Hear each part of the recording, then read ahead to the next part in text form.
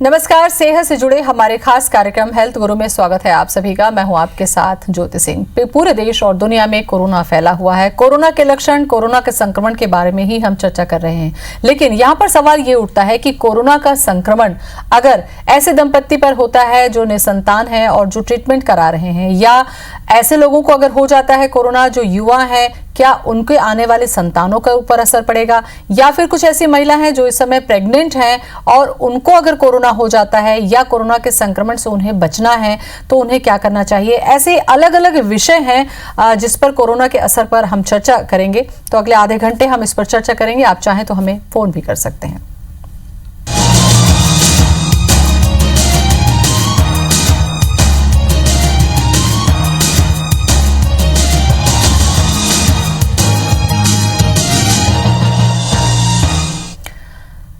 IVF treatment जो युगल ले रहे हैं, क्या उस पर कोरोना का असर होगा, या इस दौरान अगर ट्रीटमेंट वो लेना चाहें तो क्या कर सकते हैं, और जो प्रेग्नेंट लेडी हैं उनको क्या समस्या हो सकती है? इससे जुड़ा कोई सवाल अगर आपके जहन में है तो आप हमें कॉल कर लीजिए। हमारा नंबर लिख लें 400877। अगर आप रायपुर से बाहर के दर्शक हैं तो कोड लगा लें 077 पर। और चर्चा करने के लिए इस वक्त स्टूडियो में हमारे साथ दो खास मेहमान मौजूद हैं। डॉक्टर सुरेश अग्रवाल है, एमडी अशोका हॉस्पिटल रायपुर के। आपको बता दें कि डॉक्टर सुरेश 30 सालों से निसंतान दंपत्तियों की सेवा कर रहे हैं और हमारे साथ हैं। बहुत बहुत स्वागत है आपका डॉक्टर साहब। और डॉक्टर रत्ना अग्रवाल हैं जो कि क्लिनिकल एम्ब्रियोलॉजिस्ट है, जो पिछले कई सालों से यूके में अपनी सेवाएं दे रही हैं और भारत में एम्ब्रियोलॉजी ISAR की चेयरमैन भी हैं। और बड़ी खुशी की बात है कि इस वक्त हमारे बीच हैं। बहुत बहुत स्वागत है आपका डॉक्टर रत्ना। डॉक्टर साहब, सबसे पहले तो मैं शुरुआत यहीं से करूं, क्योंकि अब कोरोना संक्रमण काल में अगर हम कोई कार्यक्रम करते हैं तो लोग जो बैठे हैं घरों में, उनका सीधा सा सवाल होता है कि कोई हमें ये बता दे कि कोरोना का सामान्य लक्षण क्या होता है और इससे हम बचाव कैसे करें। इसी सवाल से शुरू करेंगे अब कार्यक्रम। कोरोना जो है, ये कोविड-19 हम बोलते हैं इन्फेक्शन होने के बाद, तो इसमें आम फ्लू जैसा होता है लेकिन कुछ डिफरेंट है। जैसे सूखी खांसी होती है, इसमें बुखार हो सकता है, और सबसे अलग जो है फ्लू से या साधारण खांसी से, जो ये सांस लेने में तकलीफ हो सकती है, जो कि साधारण खांसी में या फ्लू में ये होता नहीं है। सांस लेने की जो तकलीफ है और गले में काफ़ी दर्द होता है, तो ये दो चार जो खास लक्षण हैं ये कोरोना में पाई जाती है। डॉक्टर साहब, एक किसी बीमारी को जब महामारी के रूप में फैलाव होता है तो एक सामान्य सा डर होता है। जैसे मान लीजिए मुझे थोड़ी सी जुकाम सर्दी हुई है तो मुझे ये लग रहा है कि कहीं ऐसा तो नहीं है कि मैं लगातार अपने बुलेटिन्स के लिए, अपने कार्यक्रम के लिए हम घर से बाहर हैं, तो क्या हमें तो इन्फेक्शन नहीं हो गया? पहचाने कैसे हम और कैसे अलर्ट रहें? नहीं, ये साधारण सी यदि खांसी हो रही है तो इसमें कुछ घबराने की ज़रूरत नहीं, क्योंकि इसका खास कुछ सिम्टम्स हैं, जैसे कि आपका गले का काफ़ी दर्द होना, बुखार भी होना एवं सांस लेने में तकलीफ हो जाना। ये तीन चीज़ आम खांसी में होती नहीं, और ये सूखी खांसी की बात आती है यहाँ पे। चलिए, तो मुझे लगता है कि मैम आपसे अब मुझे सवाल करना चाहिए, क्योंकि आप एक अहम भूमिका में हैं, क्योंकि जितने भी निसंतान दंपत्ति हैं, और हमें याद है कि अगर रायपुर की हम बात करें तो पिछले 30 सालों से आप लोग इस सेवा में हैं, और अब तो जो बच्चे हुए वो काफ़ी बड़े भी हो चुके हैं। अगर IVF टेक्नोलॉजी की बात करें, भ्रूण की हम बात करें, तो क्या ऐसे ट्रीटमेंट के दौरान कोरोना काल में क्या असर होता है या क्या प्रिकॉशन आप लोग लेते हैं? ऐसे कोरोना वायरस के जो समय है, इस समय काफ़ी हम प्रिकॉशन लेके ही जो काम कर रहे हैं। इसमें क्या है कि जो महिलाएं या जो पुरुष ट्रीटमेंट कराना चाहते हैं, वो कम से कम 2 वीक्स बिफोर उन्हें डॉक्टर साहब से संपर्क करना चाहिए, और ताकि फ़ोन से उनको कंसल्ट कर लें कि उन्हें कहीं 14 दिन के 15 दिन के अंदर कहीं कोई सर्दी जुकाम या कोई बुखार की तो शिकायत नहीं है। उसके बाद वो हॉस्पिटल पे वो संपर्क करना चाहिए। वो लोग आने के बाद उनके सारे स्क्रीन टेस्ट होते हैं, ताकि उनकी हिस्ट्री भी ली जाती है कि उन्हें कहीं सर्दी खांसी जुकाम तो नहीं है, और हॉस्पिटल पे उन्हें काफ़ी मास्क वगैरह लेने की सलाह दी जाती है, सैनिटाइज करने की, सोशल डिस्टेंसिंग मेंटेन करने की सलाह दी जाती है। और जब वो इनफर्टिलिटी ट्रीटमेंट में आते हैं, जब उनकी IVF ट्रीटमेंट का हम डॉक्टर साहब अगर उनको चयनित करते हैं IVF कराने की, तो उनके बहुत सारे हम प्रिकॉशन लेते हैं कि मरीज को जब हम भ्रूण बनाते हैं हमारे लेबोरेटरी में, तो जो मेल का जो स्पर्म लेते हैं और महिला के अंडाणु लेके भ्रूण बनाया जाता है, तो उनको पूरे मेडिकल स्क्रीनिंग के बाद लिया जाए ताकि उनको कोई वायरस का इन्फेक्टेड ना हो, ना तो पूरे लेबोरेटरी में ये खतरा रहता है कि बाकी सारे अलग जो भ्रूण हमारे बनते हैं और जो तो उनको कोई इन्फेक्शन ना हो, तो इसका पूरा ध्यान रखा जाता है। ये गंभीर बात आपने कही, इसका सवाल तो मैं डॉक्टर साहब से पूछूंगी ही। विष्णु हमारे साथ में जुड़ चुके हैं शाहजहांपुर से, इन्होंने हमें कॉल किया। विष्णु, स्वागत है आपका, पूछिए क्या सवाल है। आप सुन पा रहे हैं? चलिए, संपर्क नहीं हो पा रहा है। डॉक्टर साहब, ये एक अहम सवाल जो मैम ने कहा कि इस तमाम सावधानी का ध्यान रखा जाता है। इस दौरान अगर कोई ट्रीटमेंट चल रहा है, खास करके इनफर्टिलिटी का ट्रीटमेंट अगर चल रहा है, इसमें अगर स्पर्म में या एग में कोई इन्फेक्शन है, तो क्या ये संभावना है कि इस दौरान जो भी लिया जाएगा एग या स्पर्म, उसमें किसी भी तरीके का इन्फेक्शन कोरोना का भी हो सकता है क्या? ये एक सामान्य जिज्ञासा है। एक मेथोडोलॉजी है, जैसे कि हमारे बहुत सारे स्ट्रॉन्ग बॉडीज हैं, पर्टिकुलरली वर्ल्ड लेवल में, एक जिसको हम ASRM बोलते हैं, American society of reproductive medicine, और एक एसरे है, यूरोपियन कंट्री का एक बॉडी है। हमारे इंडिया में भी ISAR जैसे है, या फॉक्सी है जो कि गायनोकोलॉजिकल सोसाइटी है ऑल इंडिया लेवल में।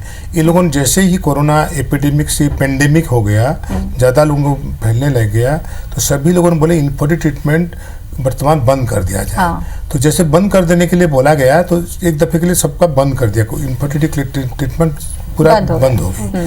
तो लेकिन अमेरिका में ये करीबन 400 डॉक्टर्स लिख के भेजे फिर ASRM को कि भाई ये इनफर्टिलिटी ट्रीटमेंट को ऐसा कैसे बंद कर दे रहे हो, क्योंकि टाइम बाउंड है, ये टाइम सेंसिटिव ट्रीटमेंट है।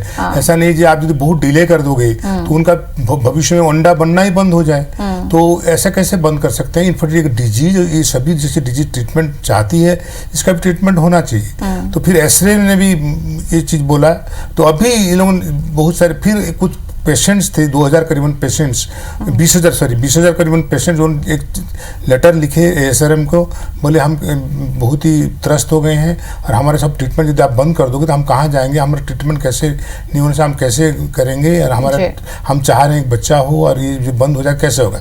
फिर इन्होंने रिव्यू किया, रिव्यू करके अभी ये लोग बोल रहे हैं कि आप अपना क्लिनिक सब स्टार्ट कर सकते हो, लेकिन उसका कुछ रूल्स एंड रेगुलेशन के तहत स्टार्ट करो। जैसे कि फॉर एग्जाम्पल एक पर्टिकुलर एरिया है, वो एरिया में 14 दिन तक कोई भी नया केस नहीं आया हो, और उसमें ये देखा गया, लोकल एंड नेशनल लेजिस्लेशन तो देखना ही पड़ेगा साथों साथ, और ये देखा जाए जो तुम्हारा सब टीम को तुम डिवाइड कर रहे हो कि नहीं, सभी इतना गर्दी मतलब बनाने की जरूरत नहीं है। फुल प्रूफ प्रिकॉशन से सब स्टैंडर्ड माइलस्टोन सब मैनेज करने के बाद ही करना है। एक कॉल ले लेते हैं, रवि जुड़ चुके हैं भोपाल से हमारे साथ में। रवि, स्वागत है आपका, सवाल पूछिए। जी मैडम, जैसे हमारे एरिया में कोई अभी एक भी कोरोना नहीं है, कम से कम 1 किलोमीटर 5 किलोमीटर दूर है। ठीक है। और जैसे हम लोग है ना, जैसे मैं मार्केटिंग करता हूँ, तो जैसे गाड़ी पे जा रहा हूँ, भीड़ भड़के में नहीं जाता हूँ, तो उससे क्या मतलब वायरस जो है कि हवा से ही फैलता है या किसी बात करने से? ठीक है, आपका सवाल हम समझ गए कि क्या ये वायरस हवा में फैलता है या किसी के संपर्क में सर्दी खांसी से ही फैलता है, और चूंकि 1 किलोमीटर के एरिया में नहीं है डॉक्टर साहब, इनका ये सवाल है, तो ऐसे में क्या प्रिकॉशन हमें लेनी चाहिए कि क्या ये वायरस हवा में रहता है? नहीं, ये कोरोना वायरस जो है ना, ये एक अलग टाइप का फैलाव होता है। जैसे फॉर एग्जांपल ये हवा में पानी में फैलता नहीं है, ये आदमी से आदमी फैलता है, लेकिन वो फैलने का तरीका भी अलग है। जैसे हम खांसते हैं या छींकते हैं या इस टाइप का कुछ करते हैं, तो एक ड्रॉपलेट इन्फेक्शन बोला जाता है। जैसे एक छोटा सा बूंद वो जाके कहीं पड़ता है, जैसे यहाँ पे सरफेस में पड़ा, तो हम जैसे उसमें हाथ लगा देते हैं, फिर हमारे आंख में, नाक में या मुंह में हाथ लगाते हैं, तो वो वायरस जाता है। मान लीजिए हाथ लगा भी दिया आपने और उस हाथ को आपने धो लिया, तो उसका इन्फेक्शन नहीं होगा जब तक कि वो आपके शरीर के अंदर हवा में या पानी में नहीं जाता है। बिल्कुल, तो थोड़ा सा एहतियात आपको बरतना है, क्योंकि कामकाज तो करना ही है, सावधानी के साथ साथ आपको चलना होगा। मैम, यहाँ पर एक चीज मैं ये पूछ रही थी कि एक एज का जो मैटर था, वो जैसा कि डॉक्टर साहब ने भी बताया कि जिनका ट्रीटमेंट ऑलरेडी चल रहा है IVF का, मान लीजिए कि कितने पड़ाव में होता है इसकी जानकारी हमें नहीं है, कि ऐसे केस में एज कितना मैटर करती है, क्योंकि हमने ये देखा है कि अब लेट मैरिज की टेंडेंसी हो चुकी है, सारे लोग कामकाजी हो चुके हैं, एक वो भी कारण होता है? हाँ, ये बिल्कुल सही क्वेश्चन आपने किया है। ये बहुत इम्पोर्टेंट है। महिलाओं की एज फैक्टर, महिलाओं की एज उम्र जैसे बढ़ती जाती है तो उनकी एक क्वालिटी कमज़ोर हो जाती है। जो हम भ्रूण बनाते हैं तब देखते हैं ज़्यादा एजेड महिलाओं के जब एक हम डील करते हैं लेबोरेटरी में तो हमें उनकी क्वालिटी कम पाई जाती है। तो ये क्या है कि बहुत ज़रूरी है कि अपना जब एज बढ़े, क्योंकि आजकल करियर के चलते महिलाएं लेट मैरिज हो रही है, मैरिज के बाद भी उनको करीबन 2-3 साल 4 साल के बाद वो लोग ट्रीटमेंट में आते हैं जब बच्चा ना हो। तो तब तक के अगर उन्हें अगर सही जानकारी ना हो तो उनके अगर लेट ज़्यादा हो गए तो उनकी एग क्वालिटी कमज़ोर हो जाएगी और उनको फिर हो सके कि दूसरे महिला का एग की डोनेट करने की जरूरत पड़ सकती है। किसी महिला को ये हुआ कोरोना और वो ठीक हो चुकी है तो क्या उसके हार्मोन्स डिस्टर्ब हो जाएंगे, क्या उसके एग जो है वो डिस्टर्ब हो जाएंगे या वो सामान्य रहेंगे? एक ये भी सवाल उठता है लोगों के मन में। नहीं, ये जो क्वेश्चन है ये एक्चुअली बहुत कम समय हुआ है अभी, लेकिन एक बार जब ठीक हो जाता है फिर वो सामान्य रूप से चल सकते हैं, ऐसा कोई प्रॉब्लम नहीं है। यहाँ पर मैम एक और सवाल मैं पूछ रही थी कि निसंतान जो भी दंपत्ति हैं क्या अभी इनफर्टिलिटी के ट्रीटमेंट के लिए वो जा सकते हैं या वो थोड़ा सा उनको और वेट करना चाहिए, चूंकि कोरोना को लेकर एक लोगों के मन में डर भी है? हाँ, कोरोना के लिए सबको डर है, ये तो बिल्कुल सही है। लेकिन क्या जब वो लोग अभी जो टेली हेल्थ कम्युनिकेशन सिस्टम अभी क्या सारे डॉक्टर्स भी जब भी वो कोई मरीज को प्रॉब्लम्स है तो उन लोग को ऑनलाइन वो लोग डॉक्टर से कंसल्ट कर सकते हैं। तो कंसल्ट कर सकते हैं, मगर जो जिनकी बहुत इमरजेंसी है जैसे कि ऑन्को फर्टिलिटी पेशेंट, जो मरीज को कैंसर हो गया, वो कैंसर जाना चाहते हैं, तो उनको बेटर है कि वो डॉक्टर से सलाह करके अपनी एग या स्पर्म को फ्रीजिंग कर लें, क्योंकि वो हो सके बाद में न मिले तो फिर उनको दूसरे एग डोनेट करना पड़ेगा या स्पर्म डोनेट करना पड़ सकता है। या अधिक उम्र की जो महिलाएं हैं उनके लिए भी ये बिल्कुल जरूरी इमरजेंसी ही कहलाएगा, ताकि वो फर्टिलिटी अपने प्रिजर्वेशन के लिए अपने एग को फ्रीजिंग कर लें। तो इसके लिए आगे उनके अपने स्पर्म और अपने एग से मतलब सिक्योरिटी पॉइंट से भी ये उनको बिल्कुल ध्यान। रवि जुड़ चुके हैं, दिल्ली से कॉल किया है रवि ने। रवि स्वागत है आपका, पूछिए सवाल। मैडम मैं ये पूछना चाह रहा था कि अगर कोई कोरोना से ठीक हो जाता है और चूंकि उसमें कंफर्म भी हो गई वो बात कि वो कल के दिन पिता नहीं बन सकते, तो फिर मतलब आगे का प्रोसेस क्या है? हाँ, पहले ये सवाल मैंने पूछा कैसे पॉसिबल है? ये सवाल मैंने पूछा था और वो कितना सुरक्षित है? क्या कोरोना हो जाने के बाद में कुछ ऐसे असर होता है कि इनफर्टिलिटी हो जाए या बांझपन आ जाए? नहीं, ये अभी तक प्रूफ, बिकॉज हम लोगों का जो कोरोना जो आया है वर्ल्ड में ये दिसंबर महीना की बात है। दिसंबर महीना से अभी ओनली 5 मंथ्स हुआ है। लेकिन चाइना में एक स्टडी हुआ था जिसमें इन लोगों 34 पेशेंट्स को लिए थे और 34 पेशेंट्स से ये देखा गया कि उनमें एक भी टेस्टिज या जो अंडकोश है या स्पर्म में उनको कुछ पाया नहीं गया है वायरस का कुछ। तो लेकिन और एक स्टडी हुआ उसमें उन्होंने पाए हैं, वही सेम अप्रैल महीने की बात है। अप्रैल 9 में एक स्टडी हुआ है और अप्रैल 17 को एक स्टडी हुआ है, वो जो फर्टिलिटी स्टेबिलिटी में स्टडी। तो अभी तक हम पूरा कंफर्म नहीं है, लेकिन 31 डेज के बाद उनका स्पर्म में वायरस या कुछ। क्या उसको जांच की कोई प्रक्रिया है कि वो जांच कर सकते हैं? हाँ, जांच कर सकते हैं, जांच में पता चला उनको इसमें स्पर्म में नहीं है कुछ भी, लेकिन एक स्पर्म में उन्होंने कुछ पाए हैं। तो ये अभी तक पूरी बिकॉज ये 5 महीना ही हुआ है टोटल। अभी और बहुत सारे रिसर्च बाकी है। हालांकि ठीक है, सवाल उठाना अपनी जगह है, क्योंकि हर व्यक्ति अपने अलग अलग तरीके से समस्याओं से जूझता है और ऐसे वो सवाल उठता है। इस पूरी बीमारी में अगर हमने देखा डॉक्टर साहब तो ये है कि आपकी अगर इम्यूनिटी पावर स्ट्रांग है तो आप इस बीमारी को फेस कर सकते हैं। सारा खेल अगर हम देखें तो अगर आप इम्यून पावर आपका स्ट्रांग है तो बड़ी से बड़ी बीमारियां भी आदमी फेस कर लेता है। तो ये इम्यूनिटी पावर कैसे लड़ता है और इसको बढ़ाने के लिए हमें को क्या करना चाहिए? देखिए, इम्यूनिटी डेफिनेटली सभी बीमारी का हल भी इम्यूनिटी के ऊपर डिपेंड करता है। यदि हम स्ट्रांग हैं तो कितने बड़ी बीमारी भी आए हम उसको झेल सकते हैं। और इम्यूनिटी बढ़ाने के लिए एलोपैथी साइंस में ऐसा कुछ डेफिनेट ट्रीटमेंट नहीं है, लेकिन यदि हमारे देश में जो आयुर्वेद ट्रीटमेंट है या जो घरेलू ट्रीटमेंट है उसमें डेफिनेटली इम्यूनिटी का काफ़ी खान पान का यदि हम चेंज करें एवं रख रखाव एवं हमारे डेली दिनचर्या में हम बदलाव करें तो डेफिनेटली हमारी इम्यूनिटी पावर बढ़ेगा। फॉर एग्जाम्पल, हम जैसे बहुत सभी लोग आम जनता जानती है कि हम सुबह भीगा हुआ जो चना है, मूंग है, उसमें डेफिनेटली एमिनो एसिड्स रहते हैं, तो उसका लाभ हमको ले सकते हैं, इम्यूनिटी पावर बढ़ता है। और डेफिनेटली योगासन करते हैं। अभी योग को बहुत पूरा वर्ल्ड मानने लग गया है। जून 21 को योग दिवस भी होता है।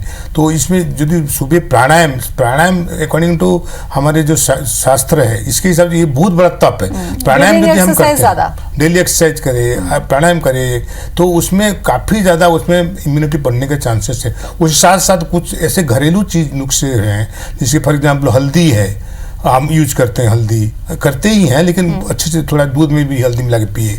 या आप दालचीनी है, आपका काली मिर्च है, लाल मिर्च की जगह में काली मिर्च का सेवन करें। तो ये अदरक है, ये सब का जो काढ़ा वगैरह भी प्रचार हुआ है, बर्तमान भारतवर्ष में भी काफ़ी प्रचार हुआ है। तो ये सब यदि हम यूज करते डेफिनेटली हमारी इम्यूनिटी बढ़ेगी और उसका फायदा हमको मिलेगा। जी, मनोज जुड़ चुके हैं जबलपुर से हमारे साथ। मनोज, स्वागत है आपका, पूछिए सवाल। जी नमस्ते। हाँ जी, नमस्ते, बोले। हेलो। हाँ जी, बोले, सवाल पूछे। मैडम, ये है कि हमारी मदर हैं जो 80 साल की हैं, वो फर्स्ट लॉकडाउन के समय से भोपाल में फंसी हुई हैं और अब उधर से उनको बोल रहे हैं कि आप उसको लेके जाओ। तो हमें ऐसी हालत में उनको उधर लाना चाहिए या नहीं लाना चाहिए? लाना चाहिए कि नहीं लाना चाहिए? डॉक्टर साहब, 80 साल की उम्र है, ऐसे में क्या बीमारी का संक्रमण तेजी से होता है कि एक एज के बाद खतरा थोड़ा सा ज्यादा होता है? डेफिनेटली। तो ऐसे में क्या जहां पर है उनको वहीं रहने देना चाहिए, मुझे लगता है, ताकि इन्फेक्शन से बचा जा सकता है। वो जहां है वहीं पे ही उनका व्यवस्था करना चाहिए। तो ये वहीं पे होना। हाँ, ये सामान्य सी जिज्ञासा थी आपकी। मुझे लगता है कि ये डिसीजन आपको करना चाहिए एक उम्र के बाद अपनी मम्मी को लेकर। डॉक्टर रत्ना, आपसे मैं पूछ रही थी कि अगर मान लीजिए कोई महिला इस वक्त प्रेग्नेंट है तो उसको सावधानी क्या क्या चीजें रखनी चाहिए? हाँ, ये भी इम्पोर्टेंट क्वेश्चन है कि जो मदर अभी जो महिलाएं अभी प्रेग्नेंट हैं उनको यही रहता है कि सोचते हैं कि हमें कैसे रहना चाहिए, सावधानी क्या क्या हमें इस कोरोना के वायरस के दौरान क्या क्या हमें बरतना चाहिए। तो इसमें ये है मेनली जो महिलाएं प्रेग्नेंट हैं उन्हें ज़्यादा स्ट्रेस लेने का नहीं है, पहली चीज़ है। क्योंकि कोरोना एक बहुत बीमारी है, ठीक है, लेकिन उनको ये नहीं कि जिसको अफेक्टेड है उनको ज़्यादा प्रॉब्लम्स है। तो उनको जैसे सबसे पहले ये है कि वो इससे कैसे बचें, कोरोना से बचें, उनको इसका बिल्कुल सावधानी लेना चाहिए। तो इसमें क्या है, उनको कहा ट्रैवल ज़्यादा ना करें, अननेसेसरीली बाहर ट्रैवल ना करें, और जब भी हाइजीन मेंटेन करें और साफ़ सफाई रखें। और उनके खाने पीने में जैसे ज़्यादातर उनको विटामिन सी का प्रयोग करें, जिसमें ऑरेंज है, आंवला है, और इससे इम्यूनिटी पावर बढ़ती है। और सोशल डिस्टेंसिंग मेंटेन करें। और जब भी उन्हें कोई सर्दी खांसी होती है तो डॉक्टर की सलाह अवश्य लें। और अरविंद जुड़ चुके हैं भिलाई से, इन्होंने कॉल किया है। अरविंद, स्वागत है आपका, पूछिए सवाल। नमस्कार मैडम। हाँ जी, नमस्कार, बोलें। मैडम, मैं भिलाई से बोल रहा हूँ जी। मेरी छोटी सी दुकान है और यहाँ सिक्का ज्यादा आता है मैडम, और तो क्या सिक्का में भी संक्रमण का खतरा है क्या? डॉक्टर साहब, ये बताइए कि नोट से संक्रमण, पेपर से संक्रमण, क्या सिक्का से भी संक्रमण हो सकता है? क्या किसी भी चीज से यदि हम वो कोई छूता है तो छूने के बाद और एक आदमी छुए तो संक्रमण होने का चांसेस है। हाँ, ये एक बोल सकते हैं हम, जैसे प्लास्टिक में 24 आवर्स रहेगा। हाँ। तो एक दूसरे सरफेस में 3 घंटा भी रह सकता है। ऐसा एक अलग अलग जगह में अलग अलग समय तक जिंदा रहता है। चूंकि ये डॉक्टरी से जुड़ा सवाल है डॉक्टर साहब, मैं ये भी पूछ लूं कि मान लीजिए किसी सरफेस पे, मान लीजिए उस सिक्का में संक्रमण है कोरोना का, उसको हम कितनी देर तक टच ना करें तो वो जो वायरस है वो मर जाएगा? करीब 5 आवर्स नहीं टच करना चाहिए। बिल्कुल। तो चलिए, ये सावधानी आप रख लीजिए। और इसके बीच भी अगर आपने उस सिक्के को छू लिया है तो कम से कम सिक्के को भी धो लीजिए और अपने हाथ को भी धो लीजिए। नोट तो हालांकि नहीं धोए जा सकते। डॉक्टर साहब, यहाँ पर एक सवाल और आपसे, चूंकि आप गायनेकोलॉजिस्ट भी हैं बड़े, ये मैं पूछ रही थी कि अगर गर्भावस्था के दौरान, मान लीजिए शुरुआती के कुछ महीने चल रहे हैं, ऐसे में जो बच्चा है गर्भ में उसको नुकसान ना हो और कोरोना का इफेक्ट ना हो, इसके लिए क्या कुछ करना पड़ेगा? नहीं, देखिए ऐसा है, पहले जब ये बात आई, जो लोग प्रेग्नेंट थे तो लोग सोच रहे थे, साइंटिस्ट लोगों को जो देखे तो उसमें सोच रहे थे mother to baby vertical transmission नहीं है। लेकिन अभी हाल ही में एक रिसर्च पेपर आया है, उसमें इन्होंने बोले 11% केसेस में माँ से बच्चा को होता है। ये अभी आया है, क्योंकि ये बहुत कम दिन ही हुआ है, अभी 5 महीना ही हुआ है। तो इसमें ये लोगों ने एक शोध में ये पाए 11% लोगों को माँ से बच्चा को ट्रांसमिट हो सकता है। तो डेफिनेटली ये तो है एक प्रॉब्लम। बिल्कुल, तो इसमें और ज्यादा सावधान रहने की जरूरत है कि सबसे पहला प्रयास तो ये होना चाहिए कि जो भी गर्भवती स्त्री है उसको कोरोना का इफेक्ट हो ही ना, और अगर शुरुआती लक्षण है तो आपको तुरंत डॉक्टर के पास जाना चाहिए। मैम, अधिक उम्र वाले जो हम बात कर रहे थे, तो क्या ऐसे समय में अगर कोरोना का संक्रमण होता है तो क्या उनका जो फर्टाइल है वो प्रभावित होता है? हाँ, इसका कोई सटीक या कोई प्रमाणित नहीं है अभी, क्योंकि अभी बहुत से रिसर्च चल रहे हैं। और जैसे डॉक्टर साहब ने बताया कि पुरुषों के शुक्राणु में कई स्टडी में देखा गया है कि संक्रमण नहीं है, और कई एक आध स्टडी में जो एक स्टडी और हुई थी उससे पाया गया कि कुछ संक्रमित हो सकता है। तो और महिलाओं में जो अंडाणु है, एक्चुअली महिलाओं के जो अंडाणु हैं उसमें भी जो एक रिसेप्टर जो होता है H2 रिसेप्टर वो है, लेकिन उसमें प्रभावित करने का जो रिसेप्टर उसमें जो प्रोटीन स्पाइक है वो पाया नहीं गया है रिसर्च के अनुसार। तो इससे बावजूद भी जो हमारी गाइडलाइन, मेडिकल गाइडलाइन के तहत जो SRM गाइडलाइन और एसरे गाइडलाइन जो American society of assisted reproduction और यूरोपियन सोसाइटी ऑफ जो हमारी रिप्रोडक्टिव सोसाइटी है उनके गाइडलाइन के तहत हमें जो भी स्पर्म और एग हमारे जो हमको उनको डील करना है लेबोरेटरी में, तो हमें बिल्कुल संक्रमित ना हो और उस बात का पूरा ध्यान प्रिकॉशन लेके हमें डील करना है। बिल्कुल बिल्कुल, तो काफी अहम जानकारी आप दोनों ने दी। मुझे लगता है कि ये जानकारी जो हमारे दर्शक हैं उनके लिए हेल्पफुल हो सकती है। बहुत बहुत शुक्रिया डॉक्टर सुरेश। डॉक्टर रत्ना, आपका बहुत बहुत धन्यवाद। थैंक यू, धन्यवाद। धन्यवाद।